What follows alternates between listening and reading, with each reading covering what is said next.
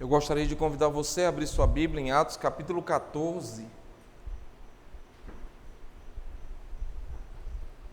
A partir do versículo 1 até o versículo 7 será o texto da nossa atenção nessa noite.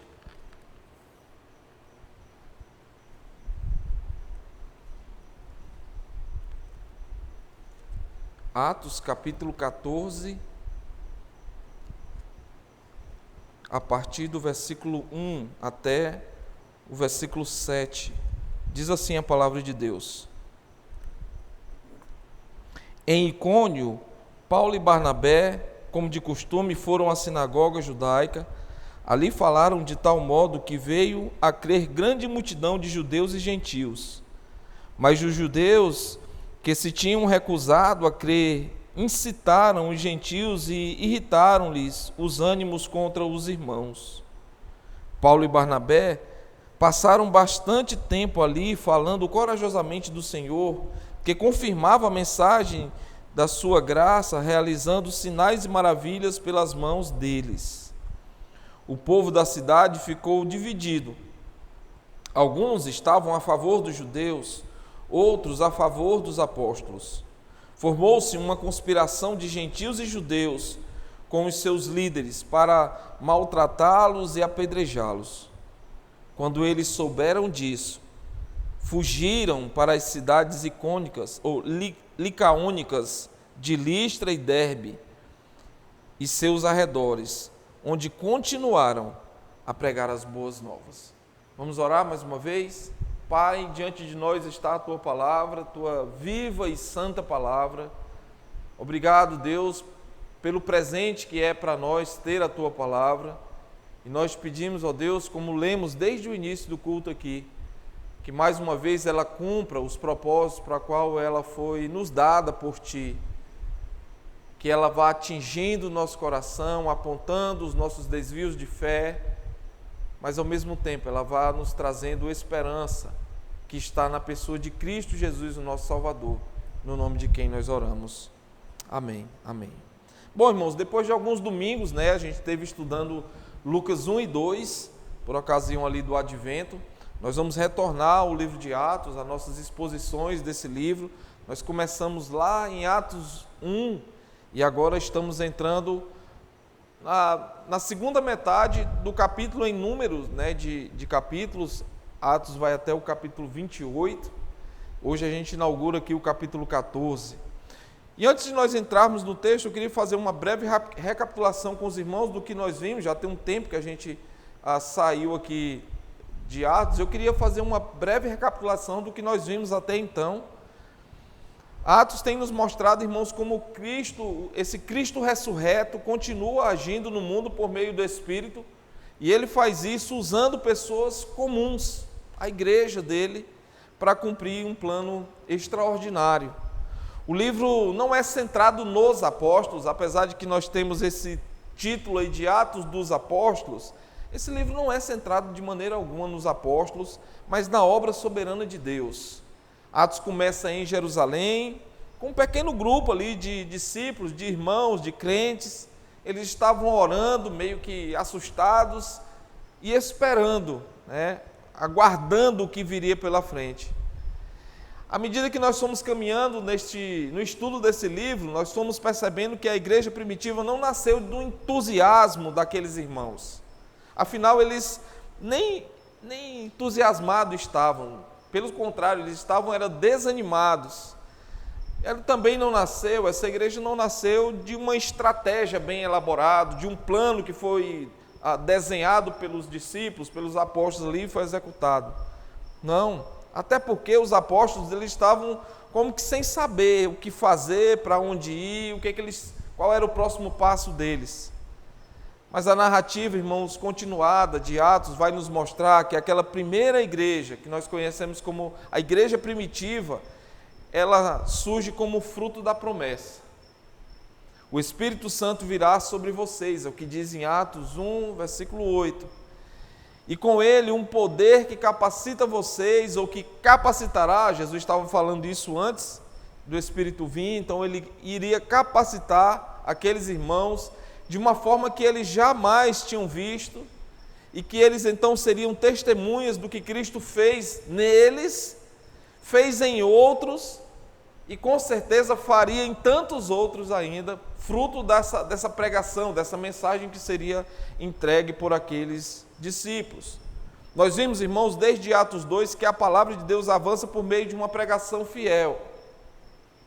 Pregação que é acompanhada de ação poderosa do Espírito, confrontando consciências, derrubando estruturas, expondo corações endurecidos e, ao mesmo tempo, irmãos, salvando, transformando e reunindo um povo para Deus. A igreja lá em Jerusalém e qualquer outra igreja, em qualquer tempo, incluindo nós hoje, não cresce, irmãos, porque o mundo está ansioso e desesperadamente desejoso por Deus. Uma igreja cresce e amadurece, irmãos, porque Deus age. Deus age por meio da sua palavra no coração de homens e mulheres que reconhecem sua condição de perdidos, de desesperançados, de incapazes de agradar a Deus, ou mesmo de garantir por mérito próprio o favor de Deus. Nós também vimos, irmãos, até aqui, e ainda veremos na continuidade da exposição desse texto, que muitas vezes Deus faz isso por meio da rejeição, da perseguição, do sofrimento. Deus tem os seus meios de fazer a sua igreja avançar. E a gente tem visto nessa caminhada que, por vezes, essa expansão do reino, ela se deu em meio à rejeição, à perseguição e também a sofrimento. Nós vimos, irmãos, em Jerusalém, quando essa afirmativa, o afirmando o que eu acabei de dizer, nós vimos isso lá em Jerusalém, quando os líderes religiosos, eles resistem à mensagem. A gente viu isso em Atos 4, 1, 3, nós vimos em Atos 5, lá no início do capítulo e depois no final do capítulo. Nós vimos isso quando Estevão é morto, fruto do apedrejamento, depois de expor publicamente sua fé, no capítulo 7 ali, já no final do capítulo a gente vê que ele conclui aquele grande diálogo, aquele grande anúncio de quem Deus é e de quem o homem é. No fim ele é apedrejado e inclusive ali ainda não era o Paulo que nós já vimos aqui em nossas exposições como convertido, mas ainda era o Saulo não convertido que consentiu com a morte daquele irmão ali. E aí, fruto dessa morte ali, entra-se o capítulo 8 e a gente vê a igreja se espalhando. Saulo ali, ele é o coordenador de uma grande perseguição aos cristãos, e é impressionante como aqueles irmãos saem fugidos de Jerusalém, mas eles saem comprometidos com a expansão do reino, eles saem falando de Jesus, e a gente vê a partir de Atos 8 ali, do início do capítulo, a gente vê isso. A gente viu, irmãos, que o que é que acontece quando essa igreja perseguida sai correndo? Ela se cala? De maneira nenhuma, ela continua expandindo o reino de Deus, mesmo em meio à perseguição. O livro de Atos, o capítulo 8 de Atos vai falar muito sobre isso.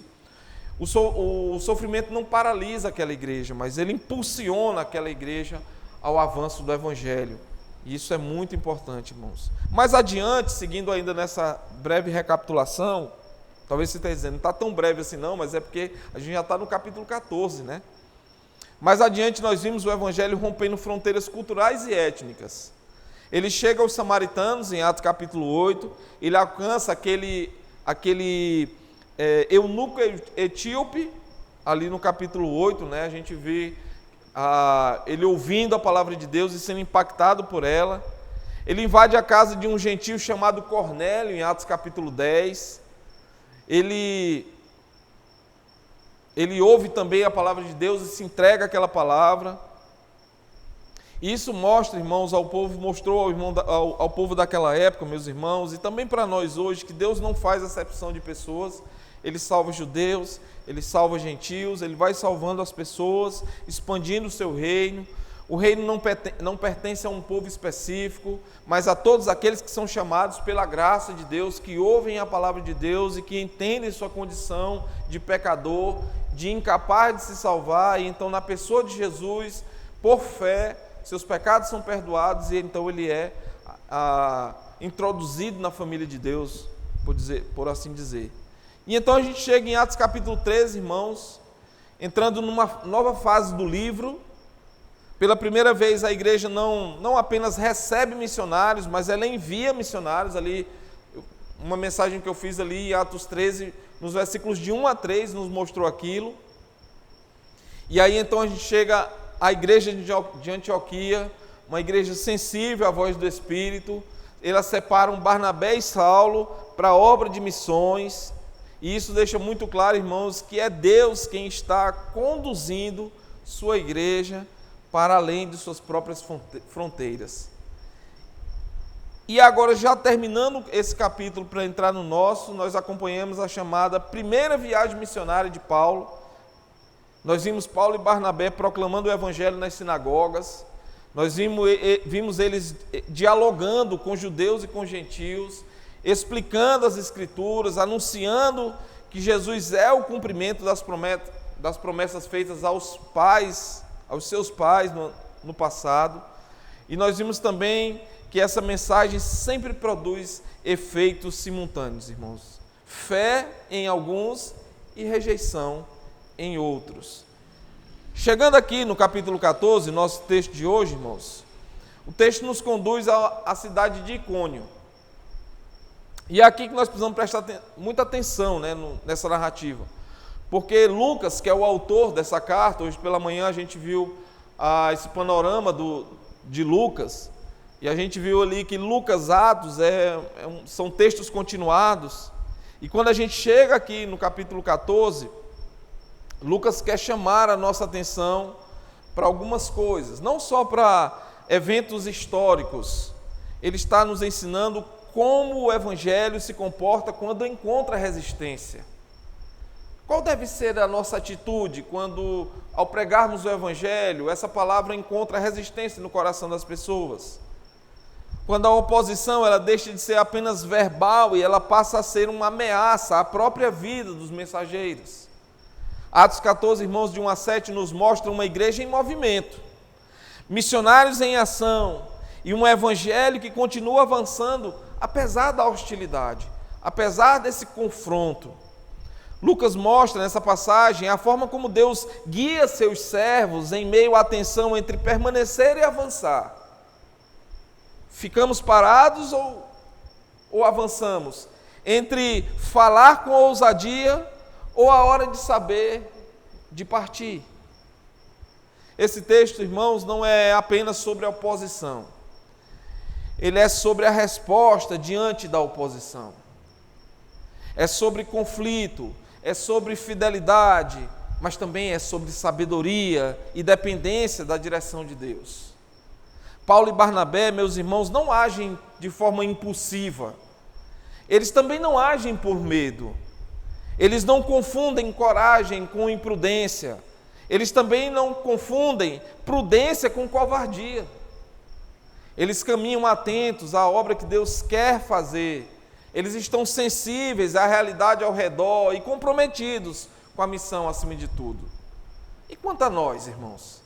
Nós somos convidados a refletir não apenas sobre o que aconteceu em Icônio, o que aconteceu em Atos 14 no passado, mas sobre como a igreja de Cristo deve viver e agir quando o evangelho encontra resistências hoje. Como discernir os tempos? Como permanecer fiéis sem endurecer o coração? É sobre isso que nós vamos falar hoje. Atos 14 nos coloca diante de uma pergunta muito importante. Como o povo de Deus deve agir quando encontra resistência? Lucas não responde essa pergunta com conceitos abstratos, irmãos, filosóficos, mas com uma narrativa concreta, situada no chão da missão, no calor do conflito, no risco real de perseguição. Ele nos mostra Paulo e Barnabé em Icônio anunciando o evangelho com fidelidade, vendo Deus agir com poder, mas também enfrentando divisão, oposição, ameaças à própria vida deles. Mas esse, irmãos, não é apenas um relato de coragem missionária, nem um elogio à perseverança daqueles homens. O foco do texto não está simplesmente no fato de que houve oposição. Isso a gente já sabe, isso já meio que se tornou algo comum no livro de Atos. O foco está em como o evangelho avança quando a oposição age, quando ela surge e age, e como os servos de Deus devem responder de forma saudável e bíblica a essa oposição. Nesse texto, meus irmãos, vamos aprender que o avanço do reino acontece pela combinação de fidelidade à palavra, ação da graça de Deus, mas também sensibilidade à direção do próprio Deus. Paulo e Barnabé falam com ousadia, eles permanecem enquanto Deus está operando e partem quando o momento ele pede isso, espera isso. Eles não fogem por medo, irmãos, mas com um compromisso com algo maior, com a missão maior. Por isso, meus irmãos, o tema que governa Atos 14, de 1 a 7, é como o evangelho avança de maneira sábia e frutífera em contextos hostis, sem que a igreja perca sua fidelidade, sua clareza ou sua dependência de Deus. O nosso texto de grande ideia, que está aí no seu boletim, vai resumir um pouco de tudo que eu falei nessa introdução, mas também falar do que o texto está nos mostrando como um todo.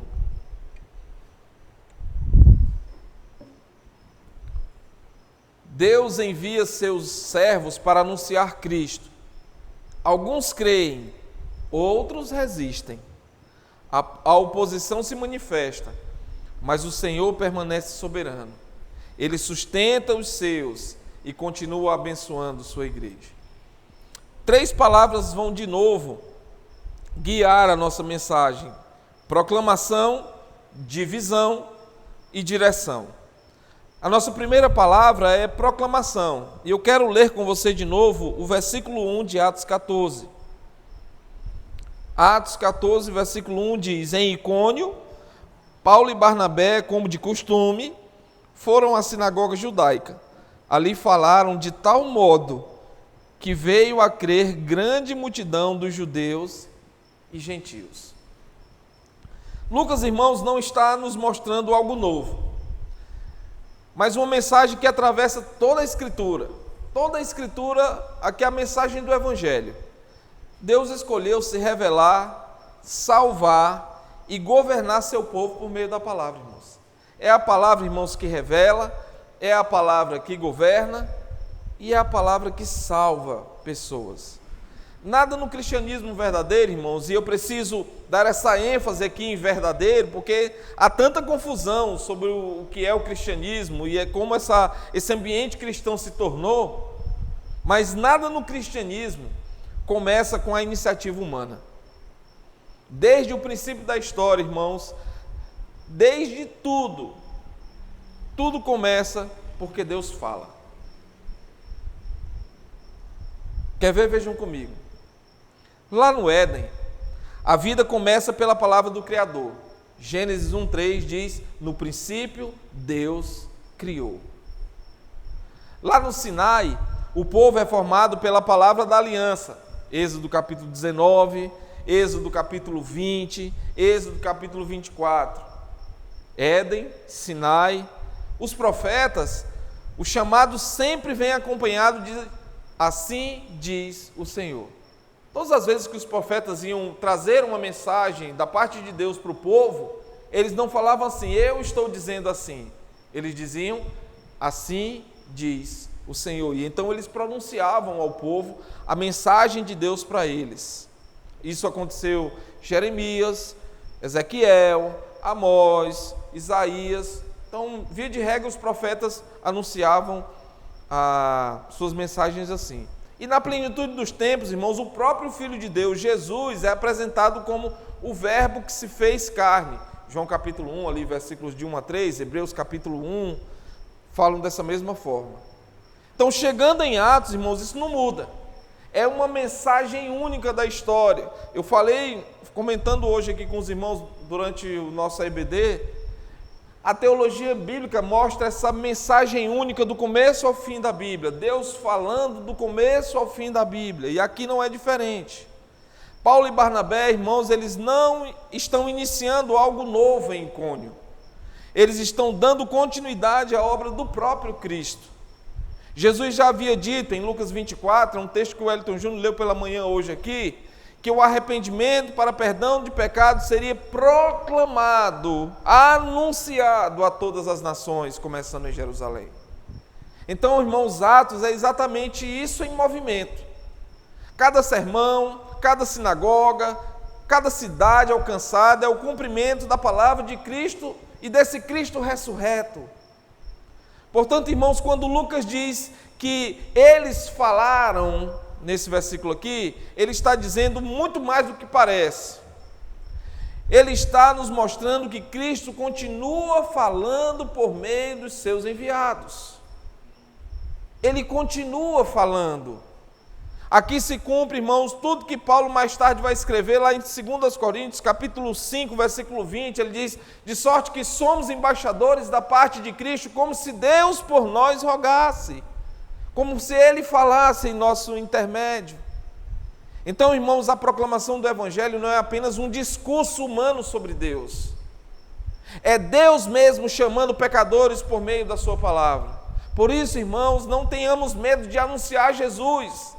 As pessoas que rejeitarem não estarão rejeitando a nós, não estarão rejeitando a você, mas o próprio Deus.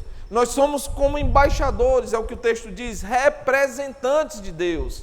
Paulo e Barnabé, esses irmãos não estão inventando nada aqui, eles estão proclamando uma mensagem que não é deles, mas dando continuidade a Deus falar a um povo.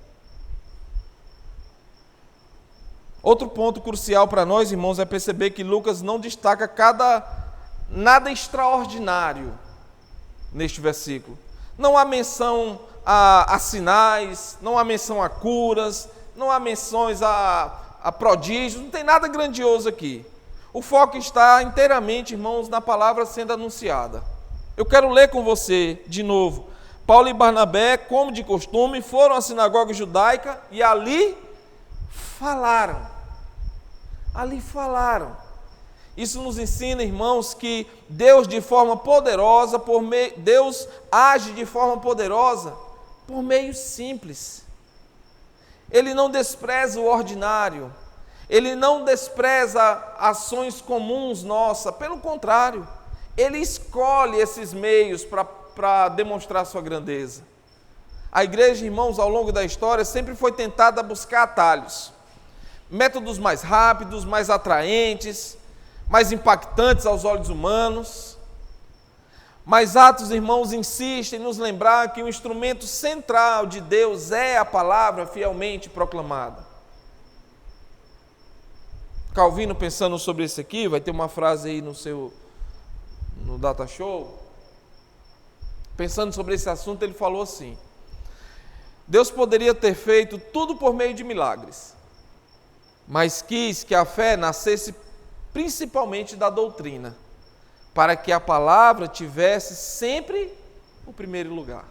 Deus poderia fazer isso, irmãos, fazendo só coisas extraordinárias, abrindo mares vermelhos ao longo do mundo inteiro, fazendo grandiosos milagres, como fez lá antes da saída do povo no Egito. Mas, irmãos, primordialmente, Deus muda o coração do homem pela sua palavra. Pela sua palavra.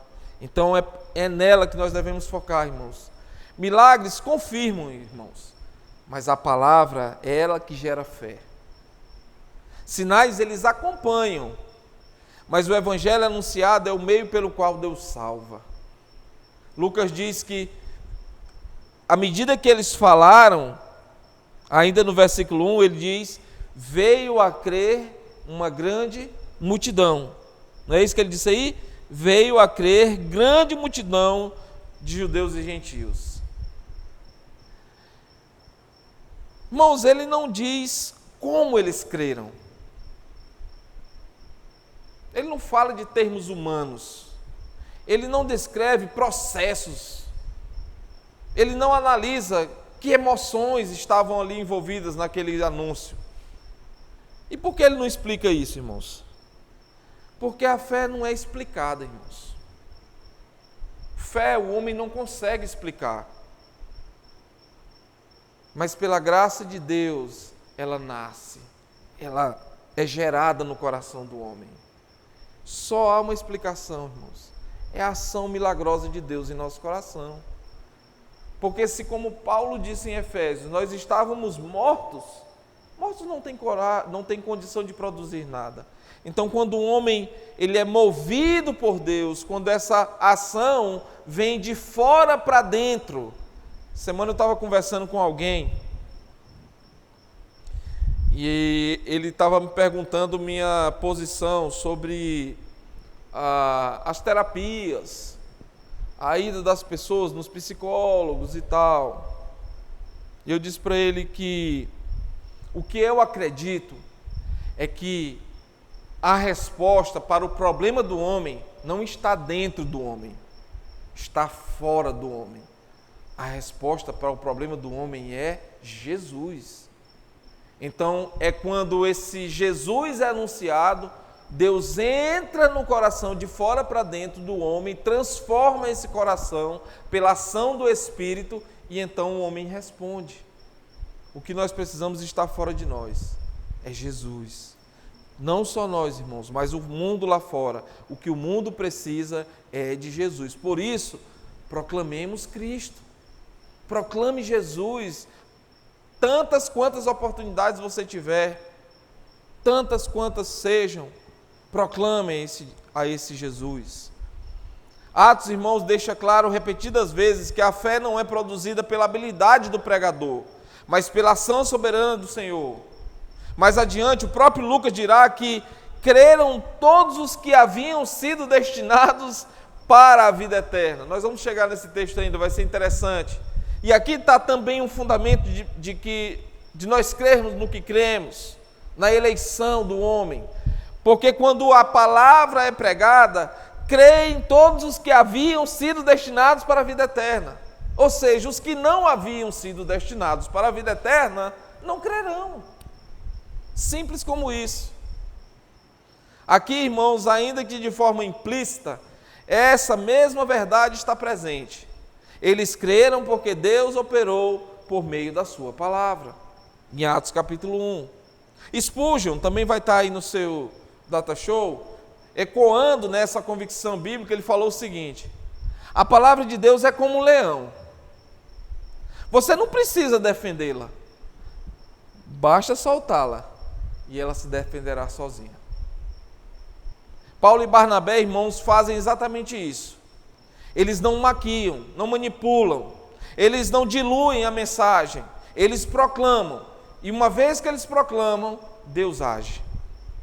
Um outro detalhe bem importante, irmãos, é que a proclamação vem antes da divisão, antes da oposição, antes da perseguição. Lucas quer deixar claro, irmãos, que a igreja não é reativa, a igreja é proclamadora.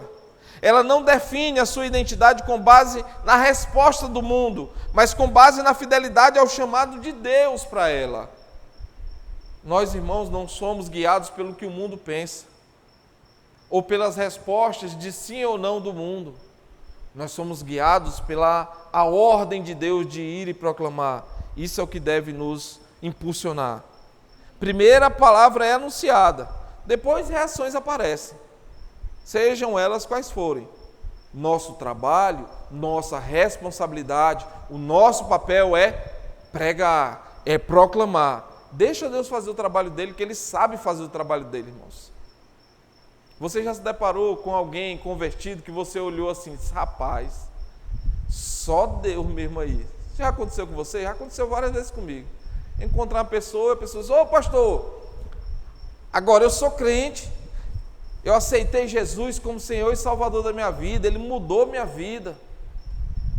E aí eu virar para a pessoa assim: rapaz, só Jesus mesmo para salvar um instrumento como você. Irmãos, nós somos os maiores exemplos do que Deus pode fazer. Sem Deus, irmãos, nós éramos impossíveis. Você era impossível, eu era impossível. Algumas aplicações para nós desse primeiro ponto aí, irmãos. A primeira é: seja um proclamador. A igreja precisa voltar a confiar profundamente, irmãos, no poder da palavra anunciada. Vivemos em um tempo em que valoriza métodos, performances, resultados visíveis. Mas Deus, irmãos, continua operando de forma decisiva por meio da proclamação do Evangelho. Quando a igreja substitui a centralidade da palavra por estratégias humanas, ela pode até atrair pessoas, mas perde um instrumento que gera fé verdadeira, que é a palavra. Então, seja um proclamador. Segundo, seja fiel, irmão. Esse texto confronta a igreja a avaliar sua fidelidade, e não apenas seus números. Paulo e Barnabé, irmãos, não mediram seu ministério pela ausência de oposição, nem pela facilidade do caminho. Eles falaram de tal modo que estavam comprometidos com a verdade, não com a aprovação. A igreja saudável, irmãos, ela é saudável quando permanece fiel ao conteúdo do Evangelho, ainda que isso traga resistência e desconforto. Por isso, irmão, seja fiel. Terceiro, dependa da graça de Deus. Somos lembrados de que a conversão é obra soberana de Deus, não de resultados da habilidade do homem. Isso nos lembra, irmãos, tanto do orgulho quanto do desânimo. O orgulho cai por terra porque ninguém pode se gloriar em resultados espirituais. E o desânimo é curado porque o peso da salvação não repousa sobre nossos ombros, mas sobre a graça de Deus que age por meio da sua palavra. Portanto, dependamos da graça de Deus. Quarto, cultivemos e cultive simplicidade, irmãos. A igreja é chamada a assumir novamente a simplicidade da missão, anunciar Cristo, explicar as Escrituras, chamar ao arrependimento e à fé. Isso não é pouco, irmãos, isso é tudo. O que Deus usou em Icônio continua sendo suficiente hoje. Quando a igreja crê nisso, ela se torna livre para obedecer, em vez de viver refém de expectativas externas. Por isso, cultivemos simplicidade, irmãos. Pensemos e cultivemos o ordinário, coisas simples. Discipulado, evangelismo, visitações. É nessas coisas simples e ordinárias do dia a dia que Deus vai agindo. Quinto, confie na ação de Deus. Esse texto nos chama, irmãos, a renovar nossa confiança de que Deus age enquanto a palavra é proclamada. Mesmo quando nós não vemos imediatamente os frutos, mesmo quando a resposta parece mista, o Senhor está operando, meus irmãos. A palavra nunca é pronunciada em vão, como nós vimos lá no nosso texto da devocional. Ela sempre cumpre o propósito para o qual Deus a enviou. Por isso, confie na ação de Deus. Amém? Nossa segunda palavra é divisão. Proclamação, agora divisão. Os versos de 2 a 5 do nosso texto dizem o seguinte: depois que eles proclamaram e muitos creram, o versículo 2 vai dizer: mas os judeus que se tinham recusado a crer incitaram os judeus e irritaram-lhes os ânimos contra os irmãos. Paulo e Barnabé passaram bastante tempo ali falando corajosamente do Senhor, que confirmava a mensagem de sua graça, realizando sinais e maravilhas pelas mãos deles. O povo da cidade ficou dividido. Alguns a favor dos judeus, outros a favor dos apóstolos. Formou-se uma conspiração de gentios e judeus com os seus líderes para maltratá-los e apedrejá-los. Se o primeiro movimento de Lucas, irmão, nos mostrou a palavra sendo proclamada, agora ele nos mostra o efeito dessa proclamação. O texto não caminha da proclamação para a celebração, porque, se você já deve ter ouvido em algum lugar, há festa no céu quando o pecador se arrepende, é o que muitos pregadores gostam de falar, quando uma pessoa se converte. Mas nesse caso aqui, não houve essa celebração, não houve essa proclamação, essa alegria. Mas, irmãos, o texto caminha para a divisão. Isso, irmãos, não é um acidente na história, é parte do padrão do reino. Lucas escreve no versículo 2: mas os judeus que se tinham recusado a crer, incitaram. Eles não creram na palavra e ainda incitaram os gentios e irritaram-lhes os ânimos contra os irmãos. A palavra começa com uma conjunção aí, mas, e ela marca uma ruptura. O mesmo anúncio que gerou fé em muitos provocou resistência em outros. A mesma palavra que foi pregada trouxe alegria no coração de uns e trouxe raiva ao coração de outros. Trouxe uma alegria grande, que é a alegria da salvação no coração de uns, mas no outros, irmãos, causou essa dureza no coração, causou essa raiva no coração. Se de um lado, irmãos, então o evangelho reúne, do outro ele separa. Lucas, irmãos, não descreve esses judeus simplesmente como pessoas confusas ou indecisas. Não é isso que o texto está falando. Ele os chama de os judeus que se tinham recusado a crer. Irmãos, a incredulidade, ela é ativa. A incredulidade aqui, ela é deliberada. A incredulidade aqui, irmãos, ela é responsável, moralmente responsável. Eles sabiam o que estavam fazendo. Incredulidade, irmãos, é a rejeição da revelação. É a resistência à ação de Deus. Por isso, meus irmãos, em Atos, incredulidade, frequentemente, ela caminha ao lado com a desobediência. Esses homens ouviram o evangelho, eles conheciam as promessas, eles viram o fruto da palavra. Ainda assim, irmãos, eles se recusaram a crer. E essa recusa, irmãos, não ficou contida no coração deles, não ficou apenas para eles. Eles se transformaram, ela se transformou em uma oposição, e uma oposição organizada. O texto diz que eles incitaram os gentios e eles irritaram os ânimos deles. Você já lidou com gente que irrita o outro? Irmãos, gente que parece que eles têm uma habilidade de irritar as pessoas. Eu já trabalhei com gente assim. O provérbio vai falar, citando as mulheres, que elas não devem irritar seus maridos, que elas parecem uma goteira. Irmão, goteira é coisa ruim. Você que já teve goteira em casa, fica só aquele negocinho, tuco, tuco, tuco. Você, assim, por um minuto você aguenta.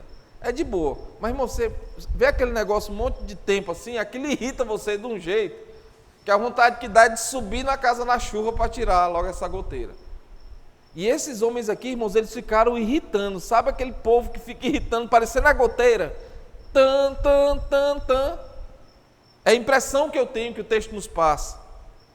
Isso, irmãos, é fruto de incredulidade, irmãos. A incredulidade raramente ela permanece quieta, isolada. Ela busca aliados, ela constrói narrativas, ela mobiliza forças. Lucas mostra algo, irmãos, que nós já vimos lá em Antioquia e nós veremos mais à frente ao longo de Atos também. Homens não só rejeitando o evangelho, mas homens agindo contra o evangelho. Olha que ironia aqui, meus irmãos. Aqueles que deveriam conduzir o povo à palavra de Deus, eles tornam-se instrumentos de distorção e de violência. Esses homens que estavam incitando aqui, irmãos, eram líderes daquela igreja. Eram pessoas que conheciam a lei. Mas agora, ao invés de estarem dando glórias a Deus pelo que Deus estava fazendo no coração daquelas pessoas, eles estavam criando problemas ali, irmãos. Ali, irmãos, havia uma briga por poder tamanha. Aqueles líderes não queriam perder poder. Mas aquilo não ficou só lá atrás, não, irmãos. Também existe em nossos dias. Gente querendo poder e querendo mais poder. Os discípulos não estavam querendo poder. Eles estavam apenas querendo ser instrumentos nas mãos do Redentor para proclamar as verdades do Evangelho. E é isso que nós queremos também, devemos querer ser, irmãos, instrumentos nas mãos do Redentor. Glória a Deus por esse amém. O versículo 4, irmãos, resume o resultado. Olha o que diz o versículo 4 aí, olhe na sua Bíblia. O povo da cidade ficou dividido. O efeito daquela bagunça feita é que o povo ficou dividido. O evangelho, irmãos, rompe falsas neutralidades. Ele exige um posicionamento. Tem gente que diz assim, mas eu não sou nem desse tipo, nem daquele tipo. Eu nem sou crente, nem sou não sei o quê. Eu estou aqui, eu fico aqui. Esse povo do Centrão, irmãos, é gente problemática em todo rumo, em todo lugar que você olhar. O Evangelho, irmãos, ele exige um posicionamento. Ele não permite que ninguém permaneça apenas como espectador. Até porque não há outro lugar entre o céu e o inferno, não há um terceiro lugar. Precisa haver uma resposta. Lucas não apresenta essa divisão como um fracasso missionário, mas como uma consequência natural da verdade sendo anunciada. Onde Cristo é proclamado com clareza, irmãos, linhas são traçadas. Eu me lembro quando eu era criança, a gente estava brincando, aí tinha umas brincadeiras que ela parecia com uma briga. Aí vinha um e passava uma lista assim no chão. Aí ele dizia uma piadinha lá, aqui é não sei o quê, aqui é não sei o quê, incitando duas pessoas a brigar, que era o cabinho que ficava botando fogo na briga. Aí passava a lista, você lembra desse negócio acontecendo? Passava a lista assim, aí dizia, aqui se pisar do outro lado aqui, é esse povo aqui, irmãos. Mas o Evangelho, irmãos, não exige que a gente se posicione, ou para um lado, ou para o outro. Não existe neutralidade. Não existe, irmãos. Deus, irmão, por meio de Lucas, nos ensina algo muito importante para a nossa caminhada. Nem toda divisão é pecaminosa. Algumas divisões, irmãos, elas são inevitáveis quando a verdade é anunciada com fidelidade. Paulo e Barnabé, eles não suavizaram a mensagem, eles não fizeram uma mensagem que... Tem umas mensagens por aí, irmãos, essa semana eu recebi eu vi uma lá. O cara dizendo, a profetada dele lá. O ano de 2026 será o melhor ano da sua vida. Irmãos, quem é que vai dizer, não vai dizer amém para um negócio desse? É uma mensagem que todo mundo quer ouvir, irmãos. Esse ano foi um ano difícil, você estava plantando, mas 2026 vai ser o ano da colheita, vai ser o melhor ano da sua vida. Irmãos, aí a câmera, ela sai do pregador e ela vai para as pessoas. Aí as pessoas, meu Deus, eu recebo, não sei o que, o povo, tudo. Irmãos, esse tipo de mensagem está cheio por aí. E é o lugar onde dá mais gente. Mas esse evangelho de renúncia, de abrir mão do eu, para o benefício do outro, para ajudar o outro, para abençoar o outro. Não, irmão, isso é coisa do passado. O evangelho, ele deu uma modificada. O evangelho, ele está mais plus agora. Mas Paulo e Barnabé, irmãos, eles não suavizam, não. Eles chegam com o pé na goela lá e falam, ou aceita Jesus, ou já sabe. Então, lá no versículo 4 a gente vê isso.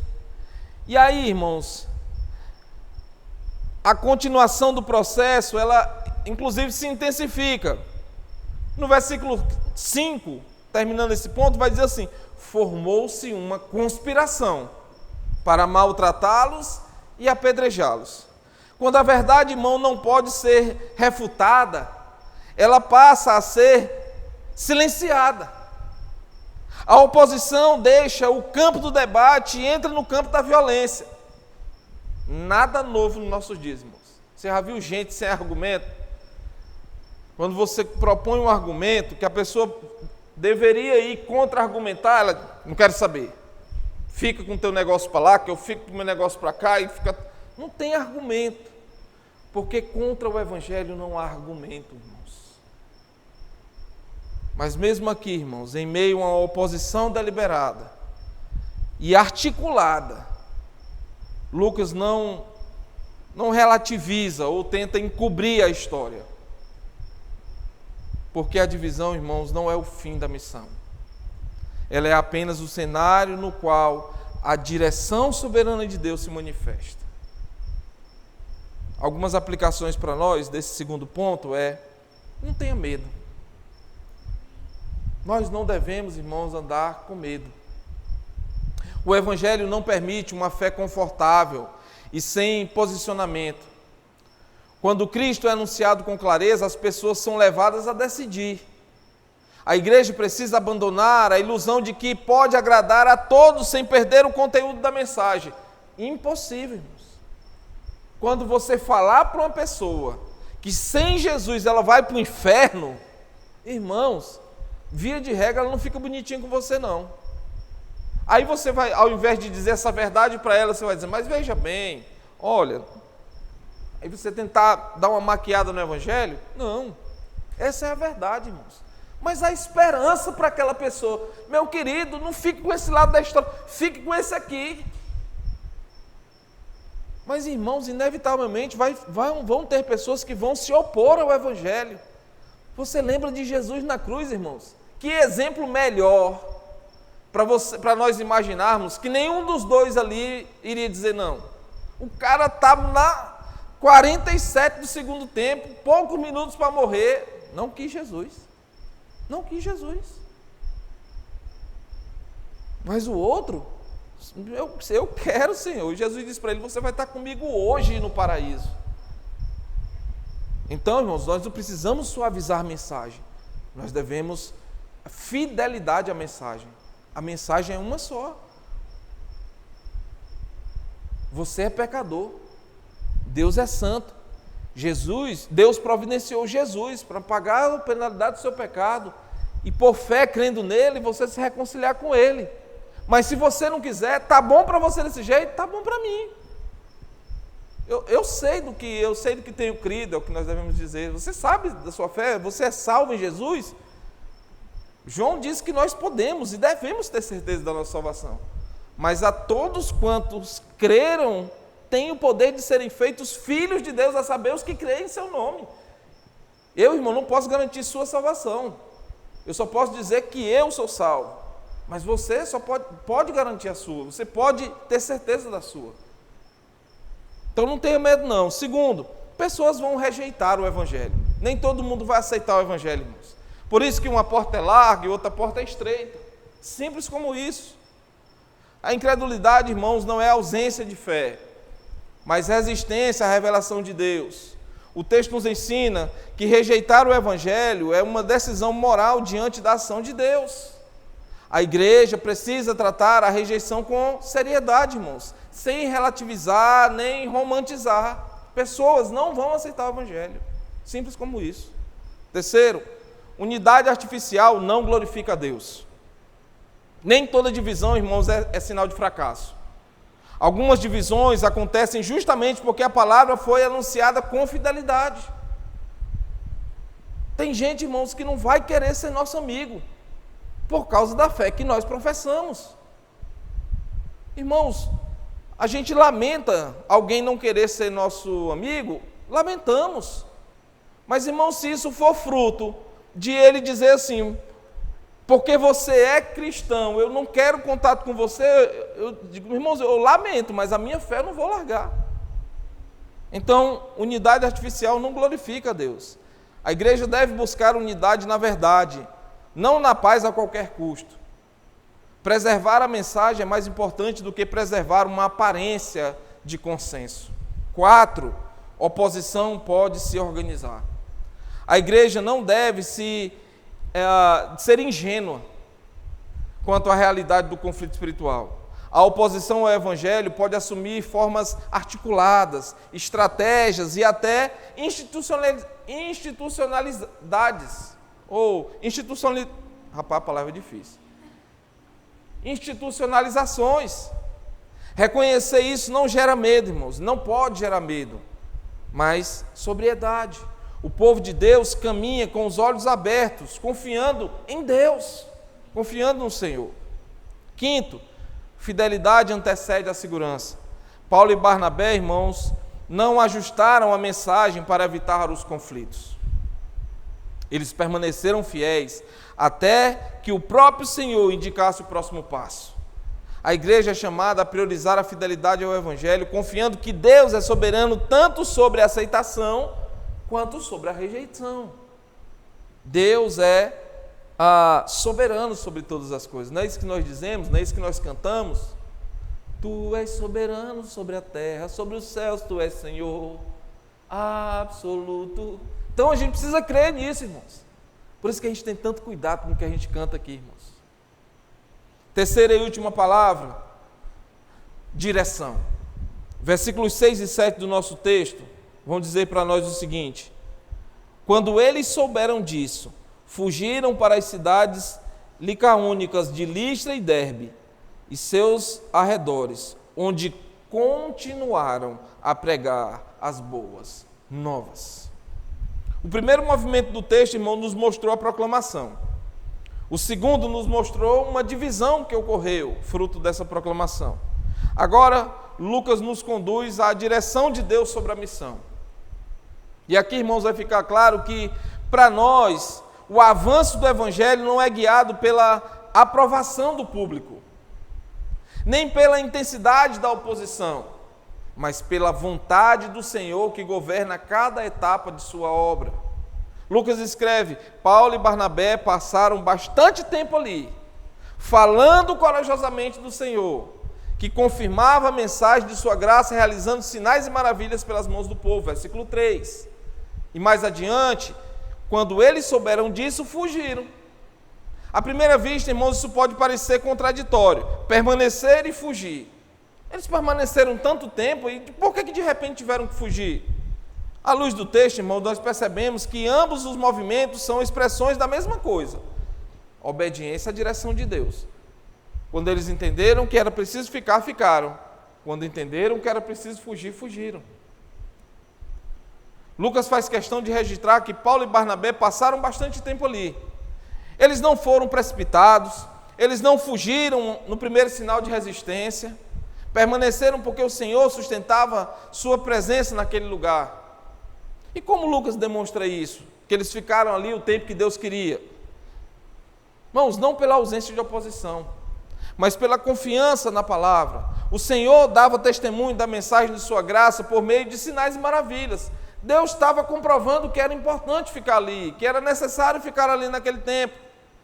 Esses sinais não são o centro da narrativa, mas o selo divino de que aquele tempo em icônico ainda fazia parte do plano de Deus. Era Deus dizendo: fica mais um pouco aí, eu ainda quero que vocês fiquem, ainda tem um trabalho para fazer através de vocês no coração de pessoas aí. Enquanto o Senhor confirmava a palavra, eles permaneciam.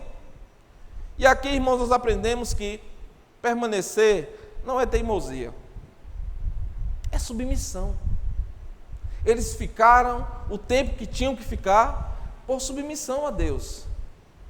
Permanecer, irmãos, faz sentido quando Deus sustenta, não apenas quando nosso orgulho insiste.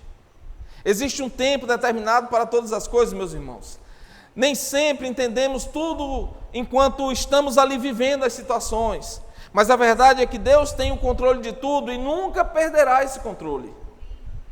Da nossa parte, irmãos, é preciso pedir a Deus que Ele nos dê discernimento, que Ele nos dê graça para entender quando é para ir e para onde ir, porque, irmãos, o vento que nos leva para a sua vontade, Ele nos guarda, Ele nos dirige mesmo, nos protege, nos encaminha.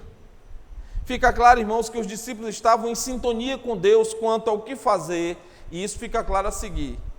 Seguindo o texto, quando eles souberam disso. Aqui, irmãos, nós vemos uma expressão de discernimento. A conspiração, eles ficaram sabendo que havia uma conspiração. A conspiração já não era apenas no campo verbal, era vias de violência já. E naquele momento, irmãos, o Senhor nos chama a um martírio de Icônio, mas a continuidade da missão em outro lugar. Se eles ficam ali, seriam mártires, mas ainda tinha trabalho de Deus para aqueles homens. Fugir aqui, irmãos, não é negar a fé, é a obediência à direção divina, é reconhecer que a vida dos seus servos pertence a Deus e que o sacrifício só faz sentido quando Deus quer, quando Deus requer aquele sacrifício. Atos nos ensina, irmãos, que não existe uma única resposta correta para todos os momentos. Há ocasiões em que Deus chama seus servos a permanecer, mas existem outras em que Deus chama a seguir adiante, a mudar de ares, a avançar. Lucas fecha o texto, irmãos, com uma afirmação simples, mas poderosa. Onde continuaram a pregar as boas novas. O lugar muda, a oposição continua, mas a missão permanece. Aqueles irmãos mudaram de lugar, mas não deixaram de fazer o que já vinham fazendo. Saíram daquele lugar pregando e chegaram em outro lugar pregando. A obra de Deus, irmãos, não está presa a cidades. A obra não está presa a contextos. A obra não está presa a ambientes favoráveis, irmãos. Quando uma porta se fecha, outra se abre.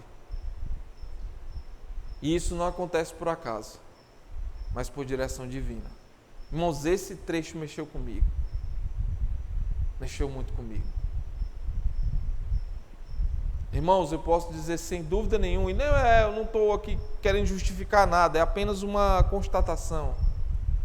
Seria mais confortável para mim ter ficado onde eu estava. Já me chamaram de doido, outros me chamaram de corajoso, assim, rapaz, esse negócio tem que ter coragem para fazer isso aí. Irmãos, eu não estou nem de um lado nem do outro. Eu não estou com os que me chamam de corajoso, nem com os que me chamam de doido. Eu quero estar, irmãos, no centro da vontade de Deus. Eu estou aqui, irmãos, porque eu creio. Eu creio que um dia, para a glória de Deus, nosso número vai aumentar. Mais pessoas vão chegar aqui e sentar para ouvir a palavra de Deus. Já passou um ano, que passe 2, não sei, irmão, o tempo não é meu. Agora, o que eu posso dizer para você é que esse jeito de pregar bem aqui vai acontecer se eu tiver com esse número ou com 70 vezes mais. Meu compromisso, irmãos, é com a palavra. Pregar a palavra de Deus. Pregar fielmente a palavra de Deus. Se para poucos ou muitos, é com Deus. A gente faz o que tem que fazer, vamos nos movimentando, vamos tentando fazer conexões, vamos fazer. Mas o meu compromisso é com a palavra de Deus. E o seu também precisa ser. Talvez você pense que assim, mas eu não sei falar tanto, eu não sei isso, eu não sei aquilo. É a mesma preocupação que os discípulos tiveram lá no início de Marcos. Senhor, o que vai ser de nós quando o Senhor não estiver conosco? Jesus vira para eles e diz assim, não vos preocupeis. Não se preocupem com o que vocês vão falar. O Espírito vai guiar vocês no que vocês vão falar. Irmãos, isso é encorajamento para nós hoje. Quando você se deparar numa situação em que você não sabe o que falar, ore, Senhor, me ajuda que eu preciso da tua ação. Me diz o que eu devo fazer, me diz o que eu devo falar. Se a fé vem pelo ouvir, que eu fale, Deus, para que as pessoas possam ter fé no Senhor. A obra de Deus, irmãos, não está presa nas cidades ou em qualquer contexto. Ela deve ser espalhada por todos os lugares. Paulo e Barnabé, eles não controlam o ritmo da missão. Eles não determinam quanto tempo ficar. Eles não decidem quando sair por impulso ou por outras questões. Eles simplesmente seguem. É Deus dirigindo aqueles irmãos e é Deus nos dirigindo também, meus irmãos. Esse ponto nos ensina que maturidade espiritual não é apenas coragem para permanecer, mas também humildade para partir. Ambos exigem fé. O escritor da música diz assim, deixa a vida nos levar. Nós dizemos, irmãos, deixe Deus nos guiar. Um outro autor de música, ele diz assim, o acaso vai me proteger quando eu andar distraído. Irmãos, que nossa vida não seja marcada por distrações não, mas por atenção, por uma atenção muito fina ao que Deus quer fazer em nós e através de nós. John Flower, um pastor puritano inglês, ele é um teólogo, um dos mais respeitados do século XVII. Ele falando sobre a providência de Deus, ele escreveu algo, está aí também na TV para você acompanhar. Ele disse o seguinte, A providência de Deus é como um relógio bem ajustado. Todas as rodas, grandes e pequenas, movem-se segundo um mesmo propósito.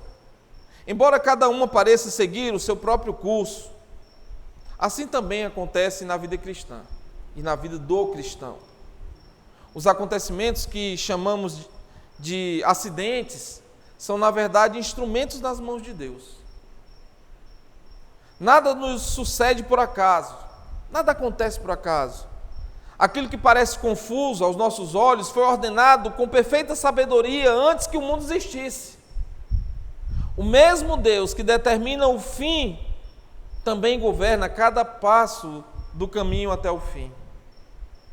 Se o crente pudesse ver tudo como Deus, ou o todo como Deus vê, ele descansaria em paz, sabendo que tanto as perdas quanto os ganhos, tanto os sofrimentos quanto os livramentos, cooperam exatamente para aquilo que Deus designou para a sua glória e para o bem do seu povo. Algumas aplicações para nós aqui desse terceiro e último ponto, irmãos. Seja submisso à vontade de Deus. A missão cristã não é guiada pela coragem humana, nem pelo medo da oposição, mas pela vontade soberana do Senhor. Permaneça e permanecer a partir e partir, ou partir, são atos espirituais quando realizados em submissão a Deus. Precisamos aprender a perguntar menos o que é mais seguro para mim e a perguntar: para onde o Senhor está me dirigindo nesse momento? Então seja submisso à vontade de Deus. Segundo, busque discernimento espiritual. Nem toda retirada é covardia, assim como nem toda permanência é fidelidade. O texto nos ensina que maturidade envolve sensibilidade para reconhecer quando Deus sustenta a permanência e quando Ele orienta a mudança. A igreja é chamada, irmãos, a caminhar com discernimento, não com impulsividade. Terceiro, continue firme. Continue firme na missão. A obra de Deus não depende de lugares fixos ou cenários favoráveis. Quando a igreja caminha sob a direção do Senhor, a missão continua mesmo em meio a mudanças, perdas e transições. O chamado, irmãos, não é para preservar estruturas, mas para perseverar no anúncio do Evangelho. Quarto, confie no ritmo de Deus.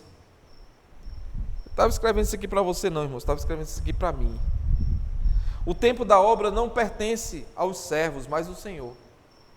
Ele determina quando o trabalho deve se estender e quando deve avançar. A igreja precisa aprender a confiar que Deus sabe quando permanecer e quando seguir adiante, mesmo quando isso contraria expectativas ou preferências. Quinto, nosso herói é Jesus. O texto nos livra, irmãos, de uma espiritualidade baseada em heroísmo humano. Paulo e Barnabé não buscaram um martírio, nem fugiram dele. Eles simplesmente obedeceram.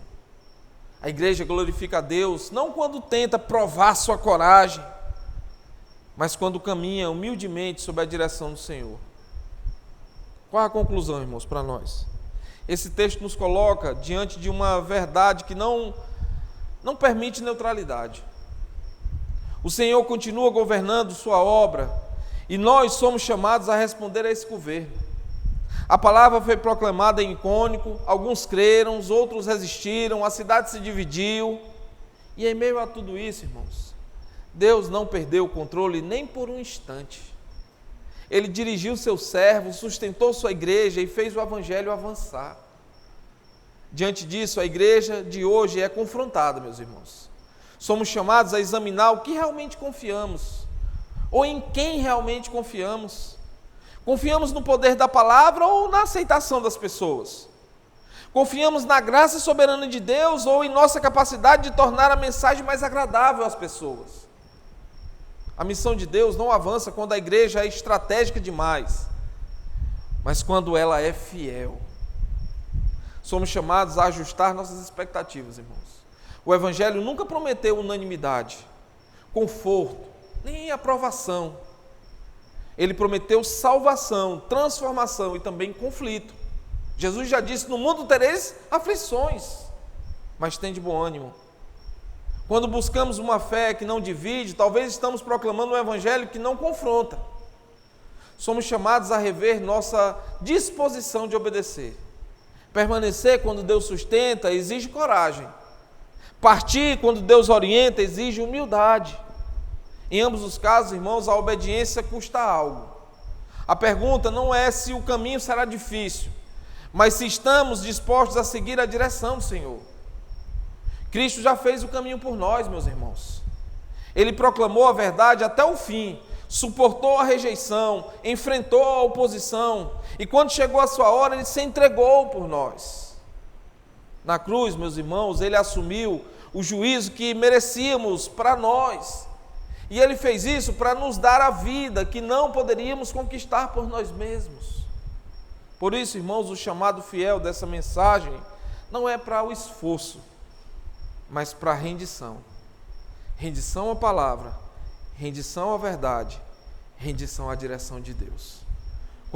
Que o Senhor, irmãos, nos conceda um coração disposto a mudar, uma fé que não negocia a verdade e uma obediência que confia que Ele sabe exatamente o que está fazendo. Ele sabe ontem, Ele sabe hoje, e Ele sabe até o fim. Enquanto Ele nos dirige, irmãos, continuaremos a pregar as boas novas. Amém?